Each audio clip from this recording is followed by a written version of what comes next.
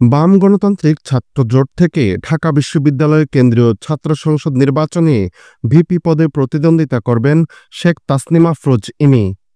এর আগে ২০০৯ সালে সর্বশেষ ডাকসু নির্বাচনে শামসুন নাহার হলের ভিপি নির্বাচিত হয়েছিলেন তিনি। তবে এবার নিজেদের প্রতিরোধ পর্ষদ প্যানেল ঘোষণার পরপরই সমালোচনার মুখে পড়েছেন ইমি। কারণ ইতোমধ্যে তার একটি বিতর্কিত বক্তব্য সামাজিক যোগাযোগ মাধ্যমে ভাইরাল হয়েছে। ২০১৯ সালে ডাকসুতে নির্বাচিত হওয়ার পর ইমিকে এক টকশোতে পতিত স্বৈরশাসক খুনি শেখ হাসিনার প্রশংসায় গদগদ হতে দেখা গিয়েছে। শুধু তাই নয়, হাসিনাকে আজীবন ডাকসু সদস্য হিসেবে দেখতে চাওয়ার মনোবাসনা প্রকাশ করেছিলেন তিনি। এদিকে ইমির বিতর্কিত বক্তব্যকে ঘিরে আলোচনা সমালোচনার মধ্যেই আজ মঙ্গলবার ঢাকা বিশ্ববিদ্যালয়ের মধুর ক্যান্টিনে সংবাদ সম্মেলনের আয়োজন করে প্রতিরোধ পর্ষদ প্যানেল। সংবাদ সম্মেলনে শেখ তাসনিমা আফরোজ ইমি এবং মেঘমল্লার বসু ডাকসু নির্বাচনের পূর্ণাঙ্গ প্যানেল ঘোষণা করেন। প্যানেল ঘোষণার পর হাসিনাকে আজীবন ডাকসু সদস্য পদে দেখতে চাওয়ার বক্তব্যের বিষয়ে ইমির মতামত জানতে চান সাংবাদিকরা। কিন্তু ইমিকে এ বিষয়ে কোনো কথাই বলতে দেখা যায়নি। তবে কিছু একটা বলতে চাইলেও ইমিকে থামিয়ে মেঘমল্লার বসু বলেন, এ বিষয়ে আমি কথা বলতে চাই। পর্ষদের সংবাদ সম্মেলনে আজ আমরা এ বিষয়ে কোনো কথা বলবো না। সংবাদ সম্মেলনের পর ক্যাম্পাসে এ বিষয়ে ইমি আপাকে আপনারা আলাদা করে প্রশ্ন করতে পারেন।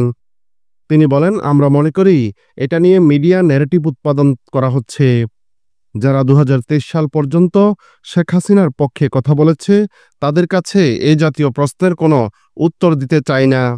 কাজেই এটাকে আমরা সেন্ট্রাল ইস্যু বানাতে চাই না।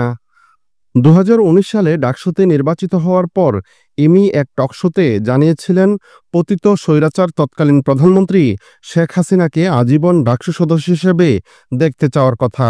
সেবার এই প্রস্তাব উত্থিত হওয়ার পর থেকেই এর বিরোধিতা করে আসছিলেন তৎকালীন ডাকসু ভিপি নুরুল হক নূর। তবে ইমি নূরের বিরোধিতা করে সায় দিয়েছিলেন হাসিনার আজীবন সদস্য হওয়ার পক্ষে। ইমি এক টকশোতে বলেন, আমার হলে যেহেতু নির্বাচন সুষ্ঠু হয়েছে, কয়েক জায়গায় হয়নি, এটি আমাকে মানতে হবে। কিন্তু যেহেতু মাননীয় প্রধানমন্ত্রী শেখ হাসিনা যেহেতু ঢাকা বিশ্ববিদ্যালয়ে একজন শিক্ষার্থী ছিলেন এবং তাকে যেহেতু আন্তরিক দেখেছি আমরা, ডাকসু নির্বাচনটি যেহেতু সুষ্ঠুভাবে আয়োজন করা সম্ভব হয়েছে, তার আন্তরিকতা ছাড়া কিন্তু এটা সম্ভব ছিল না।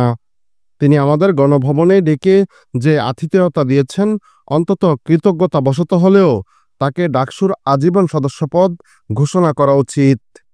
পরে সেই বছরের ৩০ মে ডাকসুর দ্বিতীয় কার্যনির্বাহী সভায় হাসিনাকে আজীবন সদস্য ঘোষণা করা হয়। যে বিবৃতিতে এই ঘোষণা দেওয়া হয় সেখানে অবশ্য ভিপি নূরের স্বাক্ষর ছিল না। এই সিদ্ধান্তে সমর্থন ছিল না তৎকালীন ডাকসুর সমাজসেবা সম্পাদক ও বর্তমান এনসিপির সদস্য সচিব আক্তার হোসেনেরও।